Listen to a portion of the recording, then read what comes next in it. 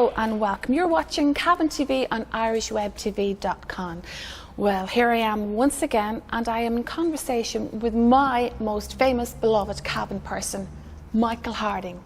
How are you doing, Anya? Micheal, it was 2012 and we sat quietly at the lake in conversation about your book, Staring at Lakes. Very successful book. You've had a brilliant time since. Yes. Well, I did Staring at Lakes, and then it turned into like a chapter. So I did another book and then another book and then another book, and they're like all huge long chapters in the ongoing memoir or story of my life. Yeah. And in that, I remember sitting at the lake and we discussed quite serious things about what we thought of life, the afterlife, and mental health issues, and we broached on that. And as we say, life goes on. And here we are still today, but you have done many interesting things since. You've done tracks and trails on television. Yeah. And I've been to see you in the field. You have been really busy. Doing more than writing, I should say. Yeah. I think everything that I've done is really about a sense of an old Ireland. Like, I like John B. Keane because I think he's a storyteller, and I think he's a storyteller who writes with his ears. You know, he listens to stories and then he presents them to his public. And I liked doing tracks and trails because, again, it gave me a chance to get into the country.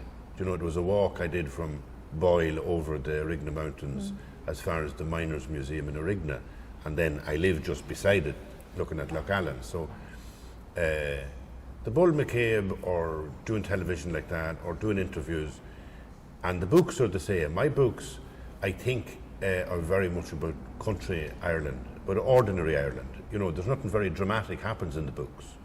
I tell stories about, we'll say in 2011 I was ill, then I got depressed. Then I tell stories about my mother's passing away and how I missed her. Then I tell stories about how I had ancestors in Poland and I didn't realise it. And in the book that I've doing the tour with now, it's called On Tuesdays I'm a Buddhist. And it's about really, it starts with the whole thing of an icon. I had gone away hugely from kind of being a Christian practitioner. I hadn't lost my faith, but I wasn't practicing anything. And then I got this icon of the, you know, the mother of Jesus and the baby Jesus, and it had a great effect on me. And so I wrote this book that kind of tries to talk about how psychotherapy is very helpful. And when we get ill, we need psychotherapy.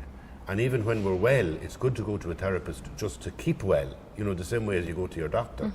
You go to your doctor, like men go to the doctor and they get a checkup every year. It's not that they're ill, it's that they're trying to make sure they don't get ill. That's a brilliant point, Michael. We speak about your physical health, your physical health, your mental health. We don't realise that we all have mental health, even if we're well. That's good mental health. So it's something we should be looking at all the time. You get a checkup from the doctor, like medically, to make sure your blood pressure and all that is good. Right? Or your cholesterol, all that. So, in a sense, going to a therapist is also a good idea. You go for a few sessions. Even if you're well. That's my point. To keep well. But anyway, the point I would be making on Tuesdays I'm a Buddhist is, in some way, there are the stories about my experience as to what therapy meant for me, what the kind of things I used to tell the therapist, the kind of ways I used to have defenses not to tell the therapist the truth. It's a funny thing, like, you go to a therapist so that he'll hear or she'll hear the truth, and then you're started to be evasive when you're in the room with them. But therapy is one thing, it's very good and it's very helpful. I really think that you have to move on from there and grasp the religious thing as well. Whether it be Buddhism or Christianity or whatever. And for me, I've had a very rich time with the whole Christian tradition and the icon. So that's what that story is about. You were speaking there earlier, Michael, and you said something that actually was a light bulb moment for me, because you actually said, what is the essence of you? And you said, what is the essence of Micheal Harding? And you said it yourself. You said, you love talking things Irish. I do, yeah. You conjure up a picture and you make people feel what you say. And actually that is quite to be seen in.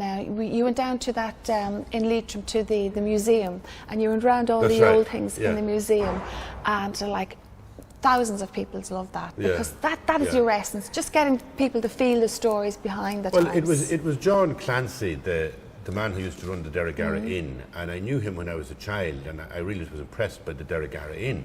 I used to go there for a drink sometimes. And then he's living in America, and he brought me over there. And he said, you have to see this place. And I'd been passing through Ballinamore all the time, never saw it. And so I was only delighted to go in and talk off the top of my head. I mean, the same happened this morning. Like, remember, we're in Skoda of Cavan, and the only reason we're in Skoda Cavan is because I have a Skoda and I came over to get it serviced. And of course, now Skoda, And why not talk everybody here? loves Skoda, yeah, exactly. Yeah. But what is it about Skoda The now? Pope has a Skoda. Exactly. So it's good. Yeah. But that's the essence of the thing, getting down and talking to things like that. Now, we did discuss mental health issues, and you brought it to the fore in your book, and you wrote about it. Yeah. And we're all saying now it's okay to say we're not okay. Yeah. But we can get okay by talking. Absolutely, absolutely. Or we can become comfortable even though we don't feel okay. Like I really think the attempt to make yourself completely okay, like in terms of the world, that you are the perfect person and you have no worries and no depression and nothing ever makes you feel lonely. That's one thing I talk about now again in my show, is loneliness. Like I thought for years, like what is the thing in me that is most troubling? It's not to do with sexuality, it's not to do with money, it's not to do with aging. It would be to do with the fact that even though I'm deeply happily married, I have a beautiful family, I'm blessed in that regard, inside every one of us, there still is a strange solitude, a kind of a loneliness that we never admit to. Yeah. And it's the one word you'll never hear people saying. Like, they'll tell you everything else. Oh, I'm a bit depressed, I'm a bit angry, I'm a bit this, I'm a bit that. But rarely do you say, when somebody says, how are you doing? And you'd say, I feel very lonely. And people do, not people necessarily who live alone. Sometimes they're the ones who are least lonely. But sometimes people who are really involved in their families and that, and they still have this inner unease. Exactly, Right? Michael, you're hitting that. And sometimes I sit on my own, sometimes in solitude, looking at lakes, staring at lakes, and walking. I love walking in the woods. And you've hit the nail on the head. And that I think it's inherent in every human, that we're searching for that something that we can't put our finger on. We can't name it. And now we're coming to the stage where we're saying it's okay to say that. We kind of like, we didn't want anybody to know we had that, but it's okay, and we will search, and I think we always will search. I think for me, I suppose what I'm saying at this stage in my life, and I've always had this real obsession with religion, I've always felt that religion is, in various forms, did you feel it helpful. Was filling that? Yeah, I do. Filling that. I do. There's something about whatever your religious background, doesn't matter. It really doesn't. Whatever colour of Christianity or Buddhism, but if you're able to say that you pray, if you're able to say that in some way there's a space you can go to inside yourself where you kind of deeply, from your heart, connect with the whole cosmos. Do you hear about the new that's the healing moment, Exactly. Do you hear about the new movement that's been bandied out there? SBNR. No, I didn't. Spiritual but not religious. All right. Remember that one now, Michael? Yeah. To get back to that, Michael, and we can see, we look to people's lives and we see people living out their lives on reality TV. We watch the royal family, we read lives about the rich and famous. We think their lives, we think they have it all. Yeah. They don't. Nobody has it all. As you say, that part is missing in our soul, and it's just a human being thing. It's a loneliness. It's a loneliness. It's a human being thing. We all have it. 20th century anxiety. Exactly. I was going to say that, and I see our younger people are being born with that. Our younger people seem to be clicking into that even earlier than. But I'm just going to talk about the roads that we can go down that are wrong. Like, we can start filling ourselves with life and achievements in life, and thinking we must get there to fill that space. We must drink. We must take recreational drugs. We must achieve. We must have the ideal things. Even that kind of thing, that's still not fulfilling. It's not, but like, young people have to go through the process, right? Like, of being wild, of maybe taking drink, maybe taking Dabbling, recreational drugs, because people... It's an experiment. They feel Exactly, they haven't been there exactly. unless they've done it. They're on a journey somewhere, and you can't tell them at the start of the journey where they should be at the end of the journey. It'll take them 10 years, right, or more. We all say if we knew then what we know now. It's taken me 40 years, and I'm still not there. But I think that it's very good to wait for young people. Do you know what I mean? To listen, keep your mouth shut, and wait. And when the time is ready, they'll start asking the right questions. But there's no point in giving them the answers if they haven't started asking the questions, right? And I think it's the same with religion too.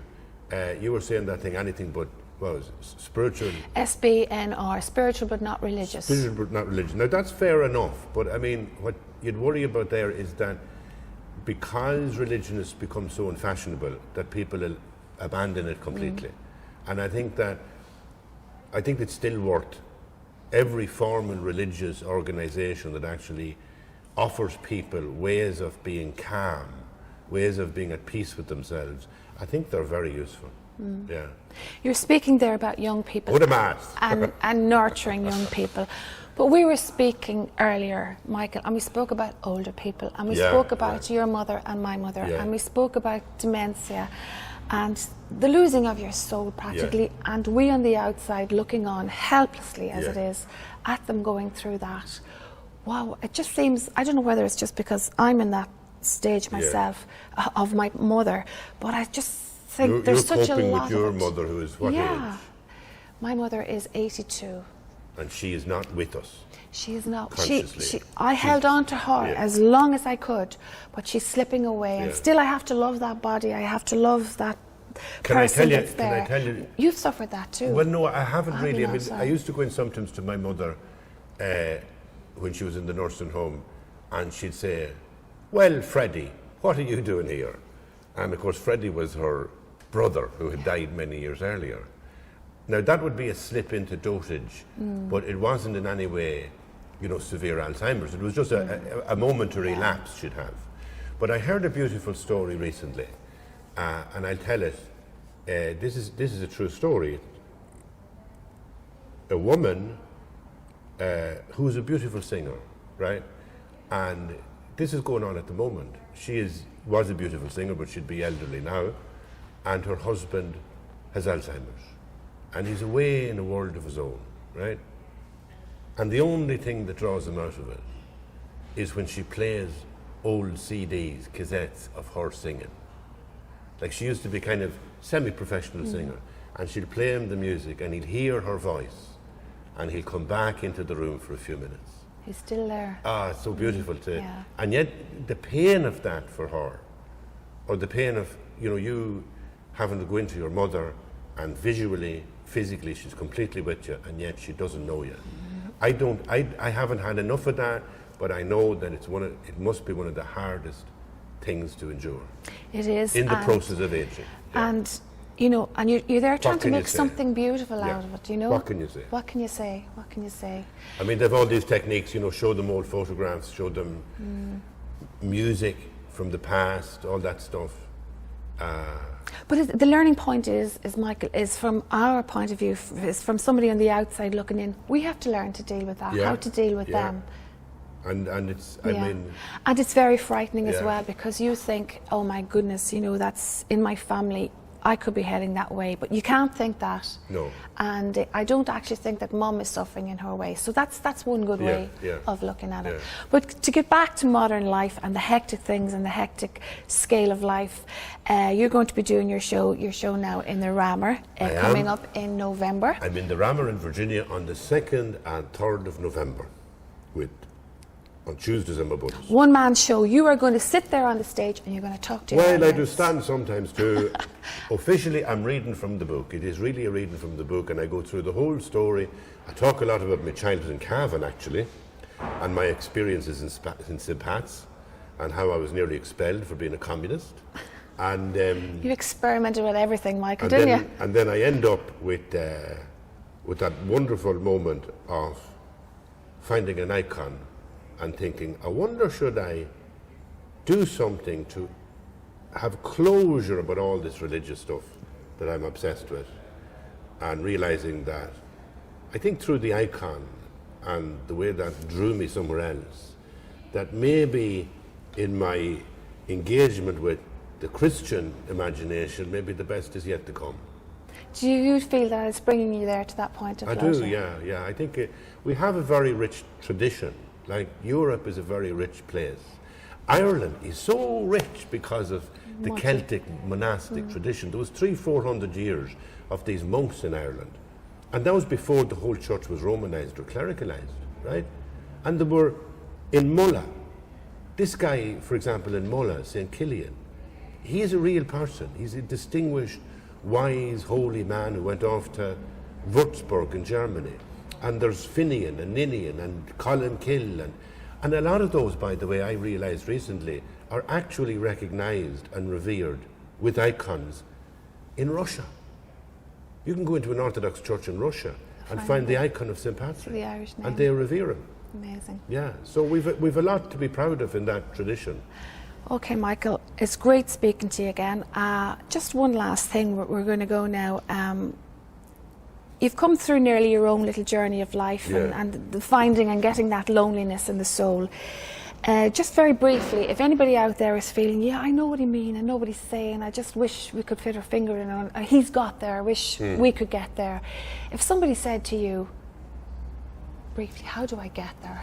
What would you say to them? You talk to the folk out there, what would you say to them? Well, you'd get there in a Skoda.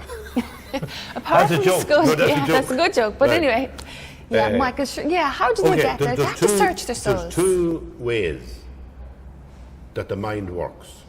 One is the inquiring way, right? One is the way where you're solving a problem. Your mind is moving forward through logical arguments. That's one way your mind works. The other way it works is where it's receptive, where it absorbs something, right? An insight or an idea. So one is active and one is passive. That passive mind, in the early Christian church, they used to call it the nous. The kind of knowing that comes on you when you're being passive and you're absorbing things. Well, if you sit and looking at the lake, looking at a candle, looking at your beloved, looking at an icon, allow yourself to absorb the world that you're living in. Be here now. I really think, in my experience, it's a powerful way of coming to a place of great rest, peace, and no anxiety. Yeah. Okay, well, thank you, Micheal Harding. Once again, it's been absolutely fantastic, spiritual, and wonderful talking to you again. Thank you so much, Micheal Harding, for joining us on Irish Web TV. Thank you. Thank you, Anja.